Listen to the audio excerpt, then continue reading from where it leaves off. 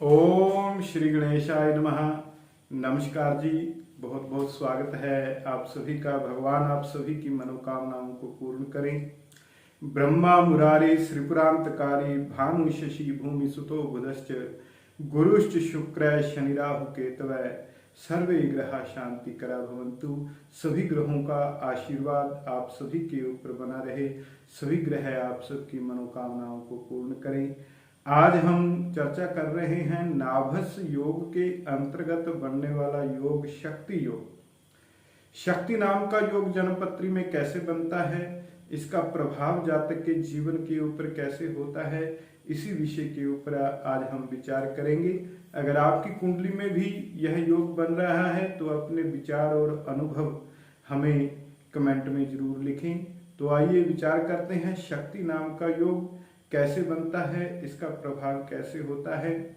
जब जन्म पत्री में सप्तम भाव से लेकर दसम भाव तक सभी ग्रह बैठे हों, राहु और केतु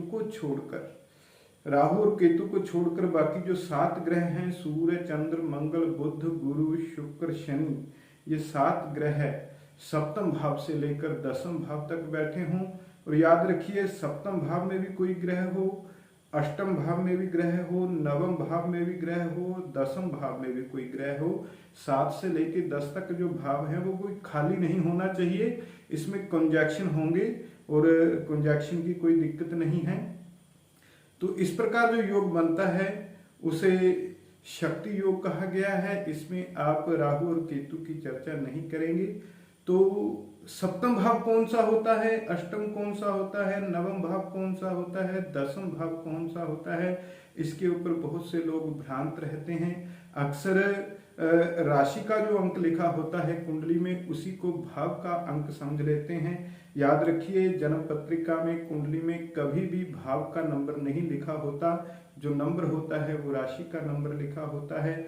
यदि आपकी कुंडली में किसी भाव में 7 नंबर लिखा है तो इसका मतलब ये नहीं है कि वो सप्तम भाव है। तो भाव के बारे में कैसे जाने, यह बहुत जरूरी है। तो इसके लिए आप हमारा ये वीडियो देख सकते हैं, how to know planet position in कुंडली।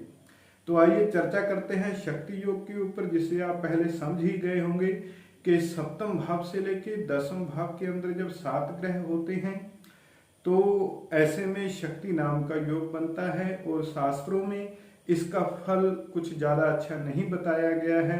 ऐसे जातक को जीवन में बहुत सी आर्थिक समस्याओं का सामना करना पड़ता है। व्यापार अच्छे से नहीं चलता, कोई भी काम अच्छे से नहीं होता और खर्चा बहुत ज्यादा होता है, इनकम बहुत कम होती है। आर्थिक परेशानियां जातक के जीवन में रहती हैं। और जब जीवन में आर्थिक परेशानियां हों तो जीवन जो है वो कंटकमय हो जाता है, क्योंकि सर्वे गुणा कांचनम आश्रयन्ति, सभी गुण जो हैं वो धन में निवास करते हैं। तो ऐसे में जब जातक धनहीन होता है, आर्थिक समस्याएं होती हैं, तो वह दुखी भी होता है।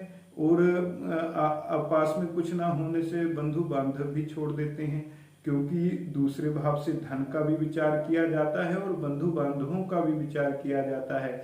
जिसके पास धन नहीं उसके पास बंधु बांधव भी नहीं। तो अक्सर देखा होगा, जिसके पास पैसे होते हैं उसके पराये भी अपने हो जाते हैं, जिसके पास धन नहीं होता उसके अपने भी पराये हो जाते हैं, क्योंकि धन और बंधु बांधवों का विचार एक ही भाव से किया जाता है।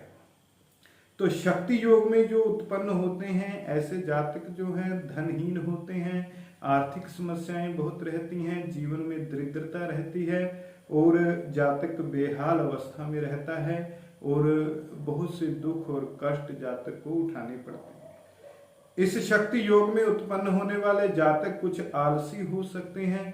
विलंब से उठना, बहुत देर से उठना, जब बहुत देर तक सोते रहना, आज का काम कल के ऊपर छोड़ देना, इस तरह के जातक का स्वभाव होता है। और ऐसे जातक की जो बुद्धि जो है वो संशय बुद्धि होती है।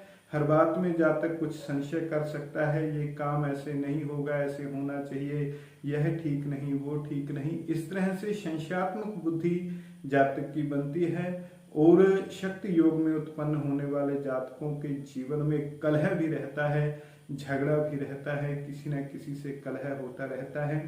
किंतु एक शुभ फल इसमें ये बताया है कि ऐसे जातक जो हैं दीर्घायु होते हैं, ऐसे जातकों की लंबी उम्र होती है और बहुत से कार्यों में ऐसे जातक को जीवन में असफलता का ही सामना करना पड़ता है। शक्ति योग में उत्पन्न होने वाले जातक युद्ध में निपुण होते हैं, युद्ध में बड़े ही तेजी से ऐसे जातक मुकाबला करते हैं, बड़े प्रतापी होते हैं, बड़े ही साहसी ऐसे जातक होते हैं। ऐसे जातक जो हैं शक्ति योग में उत्पन्न होने वाले जातक स्थिर बुद्धि के होते हैं, बार बार किसी तरह की दिक्कत नहीं आती, स्थिर बुद्धि के भी ऐसे जातक होते हैं और ऐसे जातक सर्वप्रिय होते हैं, सभी को प्रिय होते हैं, सभी लोग इनको पसंद भी करते हैं और ऐसे जातक निपुण भी होते हैं कार्यों में। धीरे धीरे जैसे जैसे आयु बढ़ती जाती है तो जातक सर्वप्रिय होता जाता है और निपुण भी होता जाता है। तो ये है कुंडली में शक्ति योग। यदि आपकी कुंडली में भी बन रहा है तो अपने अनुभव जो हैं वो हमें कमेंट करके जरूर लिखें। जय श्री कृष्णा, जय श्री राम।